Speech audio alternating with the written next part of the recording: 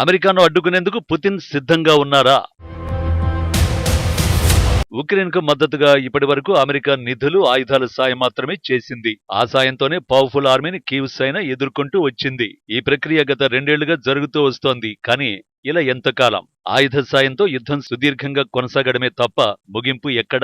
Biden సర్కార్పై చాలా కాలంగా ఈ తరహా విమర్శలే.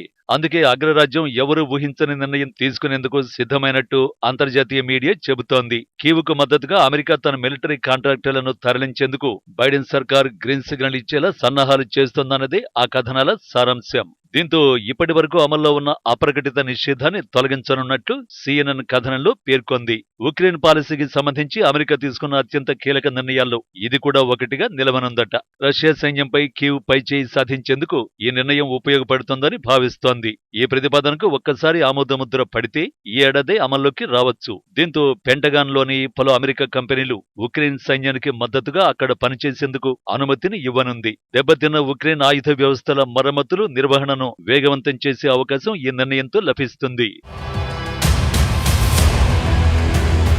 నిజానికి 2 ఏళ్లుగా బైడెన్ సర్కార్ అమెరికా జాతీయుల్ని, సైనికులను ఉక్రెయిన్ సరిహద్దుల్లోకి పంపించేందుకు ఆలోచిస్తోంది. అంతేకాదు తమతో అమెరికా మిలిటరీ నేరుగా తలపడిందన్న భావన రష్యాకు కలగకూడదని ఇన్నాళ్లు వేచి చూసింది. ముఖ్యంగా విదేశాంగ శాఖ కూడా ఈ విషయంలో విముఖంగానే ఉంది. దీంతో ఇన్నాళ్లు అమెరికా ఇచ్చిన ఆయుధ వ్యవస్థలు దెబ్బతిన్న సందర్భాల్లోనూ వాటిని పోలాండ్, రొమానియా లేదా సమీపంలోని ఇతర నాటో దేశాలకు తరలించాల్సి రావడంతో తీవ్ర జాప్యం జరుగుతూ వచ్చింది. ఇక అమెరికా దళాలు వీటి రిపేర్లకు ఉక్రెయిన్ సేనకు వీడియో కాల్స్ లేదా సెక్యూర్ ఫోన్ల ద్వారానే సాయం చేస్తూ వచ్చాయి. ఇటీవల కాలంలో రష్యా దళాలు క్రమంగా ముందుకు సాగడం, ఉక్రెయిన్ కు అందాల్సిన నిధులను కాంగ్రెస్ లో చాలా కాలం నిలిపేయడం వంటి సమస్యలు మొదలయ్యాయి. దీంతో ప్రభుత్వ నిధులతో పనిచేసే కాంట్రాక్టర్లను అక్కడికి పంపి ఆయుధాల మరమ్మతులు చేపట్టాలని భావిస్తున్నారు. దీనికి ఈ ఏడాది చివర్లో అమెరికా F-16 కీవ్ కు చేరనుండడంతో వాటి నిర్వహణకు కూడా ఈ సిబ్బంది ఉపయోగపడనున్నారు. తమ ఆయుధాలతో రష్యా భూభాగంపై కీవ్ దాడులు చేయొచ్చని మే నెలలో బైడెన్ సర్కారు అనుమతి ఇచ్చింది.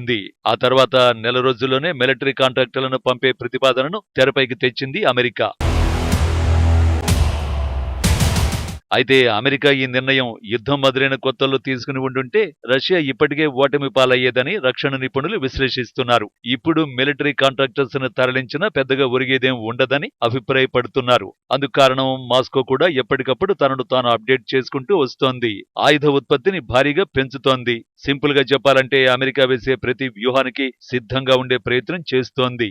ఇటీవలే మాస్కో ఓ సూపర్ బాంబును తయారు చేసింది. దాని పేరు FAB-1500. ఈ బాంబు అత్యంత శక్తివంతమైంది. ఈ సూపర్ బాంబుతోనే ఉక్రెయిన్ కు చెందిన ఆవ్దీవ్కాను సొంతం చేసుకుంది. ఇప్పుడు అదే FAB సిరీస్ కు చెందిన మరో సూపర్ బాంబును రష్యా తయారు చేసినట్లు నివేదికలు చెబుతున్నాయి. ప్రస్తుతం భారీగా FAB-3000 బాంబుల్ని మాస్కో ఉత్పత్తి చేస్తోంది. ఈ బాంబు పుతిన్ సేనల్ని అత్యంత బలీయమైన శక్తిగా మారుస్తోంది.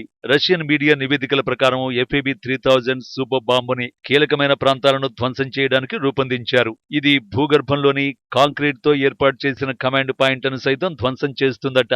సింపుల్ గా చెప్పాలంటే భూగర్భ బంకర్లతో సహా ప్రతిదాన్ని నాశనం చేయగల సామర్థ్యం దీని సొంతం. నిజానికి ఉక్రెయిన్ తమ గగనతలం రక్షణకు అమెరికా తయారు చేసిన పేట్రియాట్స్ ఎయిర్ డిఫెన్స్ సిస్టమ్స్ ని వినియోగిస్తోంది. ఇవి 90 మైళ్ల పరిధిలోని లక్ష్యాన్ని ధ్వంసం చేయగలవు. రష్యా యుద్ధ విమానం నుంచి సూపర్ బాంబు విడుదలైన క్షణాల్లోనే ఈ పేట్రియాట్ వ్యవస్థ ధ్వంసం చేసేస్తుంది. కానీ ఆ బాంబర్ శకలాలు సాధారణ ప్రజలు నివసించే ప్రాంతాల్లో పడే ప్రమాదం ఉంది. లేదంటే యుద్ధంలో పోరాడుతున్న ఉక్రెయిన్ సైన్యం మీదే పడే ముప్పు కూడా ఉంది. రష్యన్ క్షిపణి దాడుల్ని పేట్రియాట్స్ అడ్డుకుంటున్నాయా అంటే ఒక ఫిబ్రవరిలోనే ఉక్రెయినియన్ వైమానిక దళం 13 రోజుల్లో 13 రష్యన్ సుఖోయ్ యుద్ధ విమానాలను విజయవంతంగా కూల్చేసింది. కానీ ఈ అమెరికన్ పేట్రియాట్లకు భారీ దెబ్బే పడింది. మార్చిలో ఉక్రెయిన్ ఫ్రంట్ లైన్ లో అమెరికాకు చెందిన పేట్రియాట్ వ్యవస్థల్ని రష్యన్ డ్రోన్ గుర్తించింది. దీంతో మాస్కో సేనలు ఇస్కిందర్ బ్యాలిస్టిక్ క్షిపణితో దాడి చేశాయి. దీంతో కనీసం 2 పేట్రియాట్ లాంచర్లు ధ్వంసమయ్యాయి. ఫలితంగా ఉక్రెయిన్ సైన్యం వెనక్కి తగ్గింది. ఆ తర్వాత రష్యా మెగా బాంబులపై ఫోకస్ చేసింది. ఇప్పుడు అవి ఆ దేశం దగ్గర భారీగా ఉన్నట్టు నివేదికలు చెబుతున్నాయి. మరోవైపు FAB-1500 సూపర్ బాంబు పరిధి 25 మైళ్లు. కానీ దాని అప్డేటెడ్ వర్షన్ 3000 అంతకు మించి శక్తివంతమైన బాంబుగా తీర్చిదిద్దింది. దీని పరిధిని కూడా 40 మైళ్లకు పెంచింది. ఈ పరిధిలోని గుర్తించిన లక్ష్యాన్ని FAB 3000 బాంబు పూర్తిగా ధ్వంసం చేస్తుంది. ఈ బాంబులు భారీగా ఉండడంతో ప్రమాదకరమైనవి కూడా. అంతేకాదు వాటిని టార్గెట్ చేయడం కూడా కష్టమేనని మాస్కో చెబుతోంది. ఎందుకంటే ఉక్రెయిన్ సైన్యానికి గ్లైడ్ బాంబుల్ని ఎదుర్కొనే సామర్థ్యం లేదు. అందుకే రష్యా ఈ బాంబులను పెద్ద ఎత్తున ఉత్పత్తి చేస్తోంది.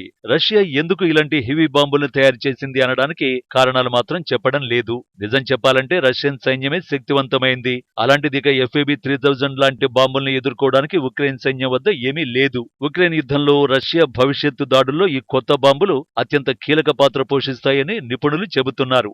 FAB 1500 బాంబులో లోపాలను సరిచేసి మార్పులు చేసి FAB 3000 బాంబును కొత్త మాడ్యూల్తో రూపొందించినట్టు నివేదికలు చెబుతున్నాయి. దీంతో అప్గ్రేడ్ చేసిన FAB 3000 బాంబు అత్యంత బలీయమైన బాంబుగా నిపుణులు పేర్కొంటున్నారు. ఈ బాంబులను పుతిన్ వార్లోకి తరలిస్తే పరిస్థితులు రష్యాకు అనుకూలంగా మారే అవకాశం ఉందని నిపుణులు విశ్లేషిస్తున్నారు.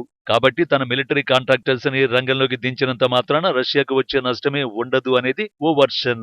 అయితే అమెరికా ఆ దిశగా అడుగులేస్తే మాత్రం పుతిన్ ఉక్రెయిన్ పై దాడుల తీవ్రత పెంచే అవకాశం ఉంటుంది. ముఖ్యంగా FAB 3000 మెగా బాంబుని కీవ్ పై సంధించే అవకాశం పుతిన్ కి ఇచ్చినట్టే అవుతుంది.